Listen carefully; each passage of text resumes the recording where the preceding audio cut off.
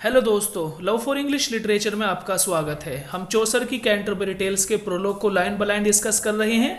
आप पूरे प्रोलॉग को जानने के लिए हमारे चैनल पर प्लेलिस्ट को विजिट कर सकते हैं। तो आइए शुरू कर लेते हैं आज की हमारी वीडियो। हिज फ्रेंड यानी समनर का दोस्त था एंड हिज कंपेयर, और इसको काफी टाइम से जानने वाला था कि ये दो दोस्त थे, पार्टनर एंड समनर। ठीक है, पार्टनर समनर का दोस्त है और ये दोनों एक दूसरे को काफी टाइम से जानते हैं। The straight was comes from the court of Rome. ये कह रहे हैं कि वो सीधा कोर्ट ऑफ रोम से आया था, कि सीधा रोम के कोर्ट से आया था। फुल लाउड ही सॉन्ग, और वो पूरी आवाज को खोलकर गाता था। क्या गाता था वो? कम हिदर लव टू मी, के इधर आओ, मेरे पास आओ, लव टू मी, और मुझसे प्यार करो। कि वो सीधा रोम की कोर्ट से आया था और वो पूरी आवाज में लाउडली वो इस गाने को गाता था कि यहाँ आओ और मुझसे प्यार करो।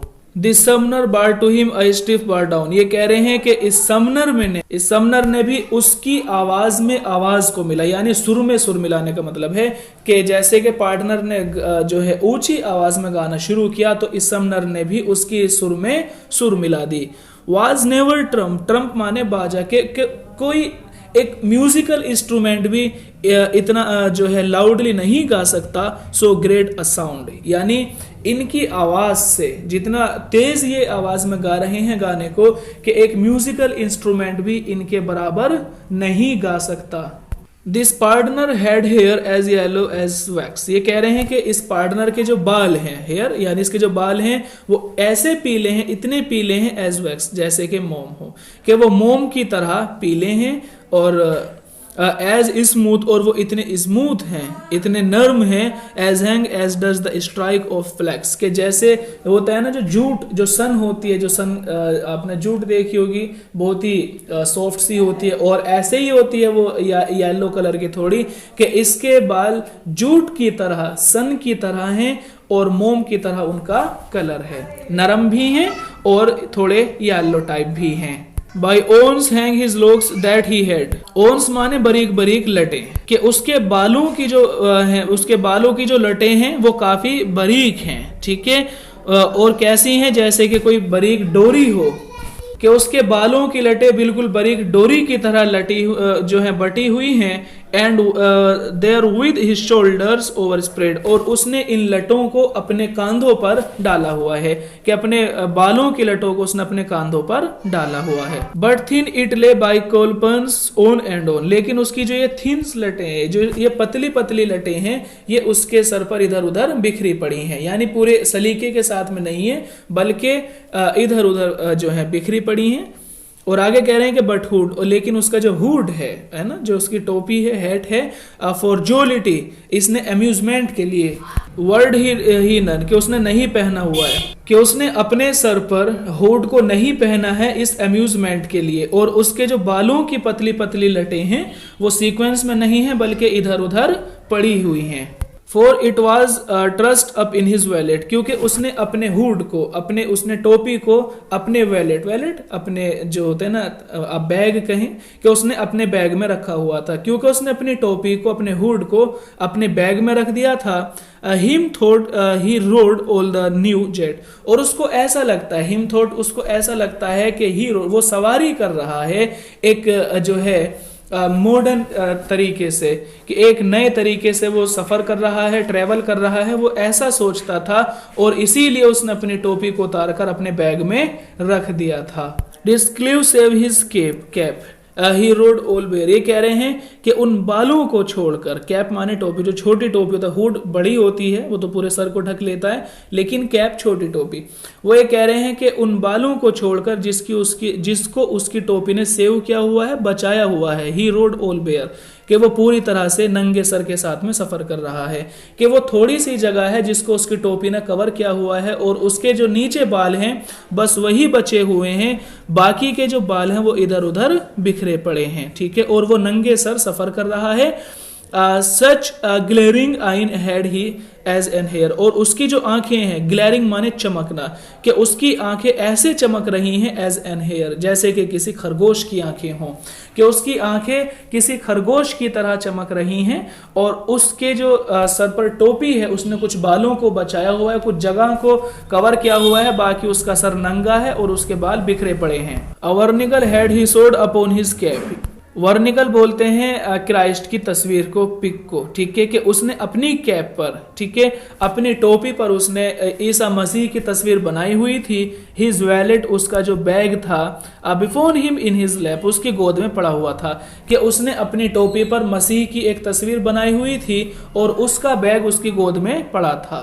ब्रेडफुल of pardon comes from the room all hot, ये होट होगा, तो ये कह रहे हैं ब्रेडफुल, ब्रेडफुल बोलते हैं दोस्तों फुल, यानी ये थैला, इसका बैग भरा हुआ था ऑफ पार्डन, पार्डन बोलते हैं जो ये माफीनामे देते हैं ना, लोगों को पैसे ले लेते हैं, उनको एक बाकायदा सर्टिफिकेट देते हैं कि अब आप माफ हो चुके हैं, तो उनको यहाँ पर वर्ड आ रहा है पार्डन, कि इसका जो ये बैग था ये माफी नामों से भरा हुआ था। और ये कहां से आए थे सारे के सारे माफीनामे? कम्स फ्रॉम रोम, ये इनको अभी अभी रोम से लेकर आया था, क्योंकि रोम से ही ये जो है माफीनामे निकला करते थे, कि अभी अभी ये रोम से माफी नामों को लेकर आया है और इससे इसका बैग भरा हुआ है।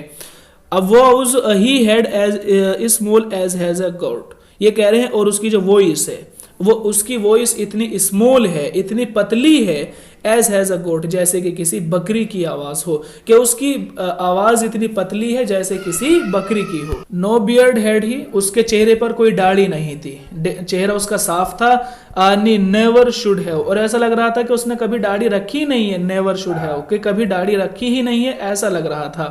एज स्मूथ, उसका चेहरा इतना स्मूथ था, इतना नर्म मुलायम था। It was as it were late shave, और ऐसा लग रहा था कि उसने अभी अभी अपनी शेव बनाई हुई हो। ये कह रहे हैं कि उसके चेहरे को देखकर ऐसा लग रहा था कि उसने अभी अपनी शेव बनाई हो, और उसको इतना सॉफ्ट था उसका चेहरा, ऐसा लग रहा था कि उसने कभी चेहरे पर दाढ़ी रखी ही नहीं है।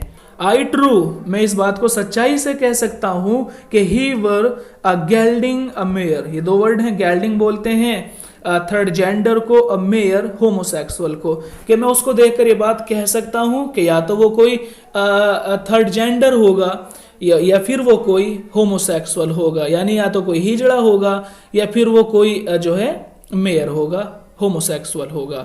बट ऑफ हिज क्राफ्ट, लेकिन अगर हम उसके काम के बारे में बात करें, अगर हम उसके काम के बारे में बात करें, तो फ्रॉम ब्रेक्स टू वेयर, तो फिर ब्रेक से वेयर तक, नी was there such another partner, के इसके अलावा, है ना, इस जगह से इस जगह तक कोई दूसरा ऐसा पार्टनर नहीं था, यानी ब्रोइक से वेयर तक कोई ऐसा पार्टनर नहीं था जो इससे ज्यादा लोगों को माफी दे सके। For in his mail he had a pile bear, कि वो अपने बैग में, मेल बोलते हैं बैग को, थैले को, कि वो अपने बैग में रखता है अ पिलो बियर, के एक तकिए के कवर को, कि वो अपने बैग में एक तकिए का कवर भी रखता है। विच दैट ही सेड, वो कहता है, यानी जो तकिए का कवर है तो वो तकिए का कवर, लेकिन इसके बारे में वो कहता क्या है, कि जिसके बारे में वो कहता है कि वाज और लेडी वेल, लेडी वेल यहाँ पर मैरी के लिए बोला गया है, जो कुंवारी मरियम है, तो उसके बारे में कहा कि भाई ये तो कुंवारी मरियम का क्या है, वेल है, उसका नकाब है, हिजाब है,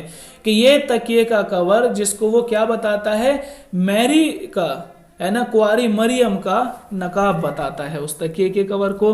ही सैड, और वो ये भी कहता है कि ही हैड, के उसके पास है अ गोबेट ऑफ द से, यहाँ पर से माने सी आएगा, कि उसके पास बादबां का कुछ हिस्सा है ना, कि उसके बादबां का एक छोटा सा टुकड़ा है। बादबान जो शिप वगैरह में यात्रा करते हैं उनको पता होगा कि बादबान क्या होता है। ये वो यहाँ पर दो चीजें बताई हैं, कि तकिए के कवर को वो मैरी का यानी कुंवारी मरियम का नकाब बताता है, हिजाब बताता है, और वो ये भी कहता है कि उसके पास थोड़ा बादबां का भी हिस्सा है, टुकड़ा है। और कौन से बादबां का हिस्सा है, कौन से बादबां का वो टुकड़ा है, तो उसके बारे में आगे क्लियर है। दैट सेंट पीटर हैड, के उस कश्ती पर उस जहाज पर जिस पर सेंट पीटर निकले थे, व्हेन दैट ही वेंट, यानी जब वो सफर पर निकले थे, यानी उस कश्ती के बाद वहां का एक टुकड़ा है कि जिस कश्ती पर सेंट पीटर अपने सफर पर निकले हुए थे, अपॉन द सी, समुंदर में, till Jesus Christ him hand, जबकि जीसस क्राइस्ट ने उनकी मदद की थी। यानी इसके पास उस कश्ती के बाद वहां का हिस्सा है जिस कश्ती में सवार होकर सेंट पीटर अपने सफर पर निकले थे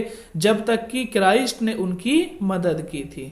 ही हैड अ क्रॉस, क्रॉस बोलते हैं जो क्राइस्ट का एक साइन है ना, क्रॉस ऑफ लैटन, लैटन बोलते हैं दोस्तों जो तांबा और पीतल की मिली हुई एक जो है धातु होती है, कि उसके पास तांबे और पीतल को मिलाकर बनाई गई एक क्रॉस थी, एक साइन था, एक चिन्ह था उसके पास, फुल ऑफ स्टोन्स, जिस पर के उसने कुछ कीमती पत्थर उस पर लगे हुए थे। फुल ऑफ स्टोन्स के उस सलीब पर, उस क्रॉस पर कीमती पत्थर लगे हुए थे, और वो सलीब बनी किस चीज से थी? तांबे और पीतल को मिलाकर उसको बनाया गया था। एंड इन अ ग्लास, और उसके पास एक शीशे का डिब्बा था। ही हैड पिग्स बोन्स, और उस डब्बे में वो पिग्स की हड्डियों को रखता था, कि उसके पास तांबे पीतल की बनी हुई एक सलीब थी जिस पर कीमती पत्थर जड़े हुए थे, और इसी के साथ उसके पास एक डब्बा था जो कि शीशे का था, और उस शीशे के डब्बे में पिग की हड्डियों को रखा गया था। तो दोस्तों आज के लिए इतना ही काफी है। सुनने के लिए धन्यवाद। आपका दिन शुभ हो।